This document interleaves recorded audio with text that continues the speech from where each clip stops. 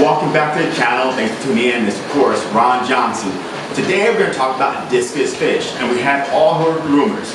They're expensive, they're hard to take care of, they're a lot of work, and they die very easy. All four can be right, and all four can be wrong. Well, I'm going to show you how to actually care for your discus fish. I was lucky enough to have a mating pair. This is my second mating pair. Unfortunately, the first mating pair did pass away for unknown reasons that I can't say actually happened, but one of them did jump out, and the last one just passed away all of a sudden. And that happens in the aquarium hobby. If you don't know that, it does happen no matter what you can do. But I'm going to show you a few easy, simple steps where you can actually take care of discus fish.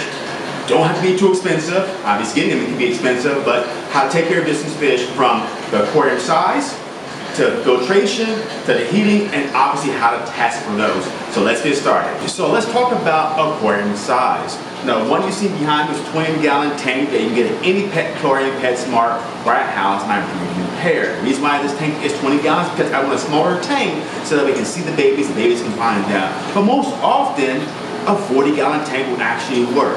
If you go to the PetSmart, Petco, get a 40-gallon tank of this size, This is a very simple 40-gallon breeder, which you can find in any Petco, and I'm pretty much having 4 discus fish in this tank. And with this tank, it's very simple: 2 HOBs and a sponge filter and a heater. And the water changes about 90%, 80-90% once a week. But it's very easy to actually get a small tank and house discus fish. They love it, and they're thriving very well in this particular.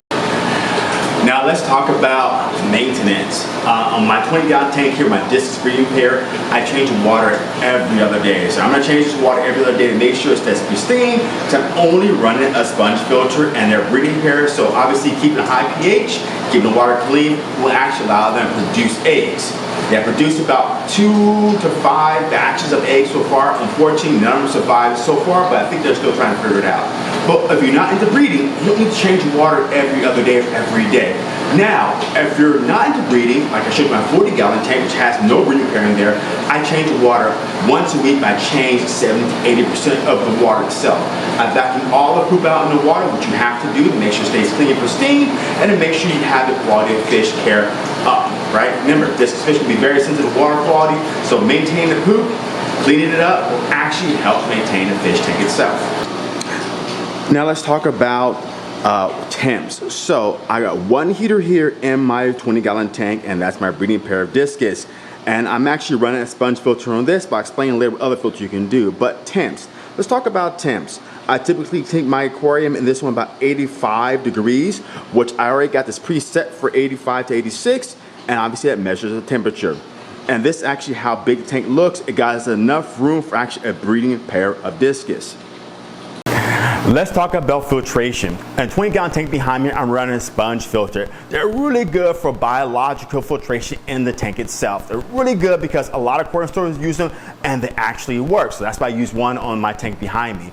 Now for my larger tank, which I showed you earlier, my 40-gallon breeder where I have my other 4 discus fish outside my breeding pair, I use 2 HOBs. Hang on back filtration. They're really good. What I did is I actually put more porous biological media in those HOBs with actual mechanical media, and I make sure I change my water very frequently in that particular tank, at least 90% once a week, and vacuum all the poop up. So if you run a smaller tank like this and you have 1 or 2 discus fish in there, make sure you always vacuum up the poop because it does get on the bottom. And that poop, as you know, is bad for the fish itself.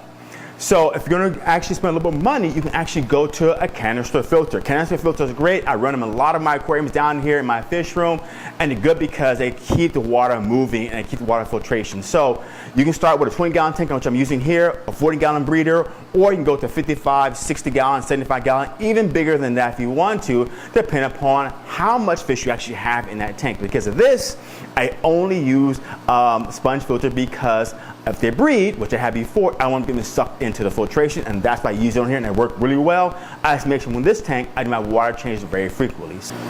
Let's talk about what we learned. We learned keeping discus fish are not that hard. What most people think it's hard, requires a lot of time, a lot of effort, they're expensive. Yes, it can be expensive. Yes, it is a lot of effort, but you can do that. What we learned is what? Filtration. We can use an HOB, which I showed in my 40-gallon breeder. We use sponge filter behind me, or use a canister filter. All are good filtration for a discus fish tank, depending upon how many you keep in a discus fish tank.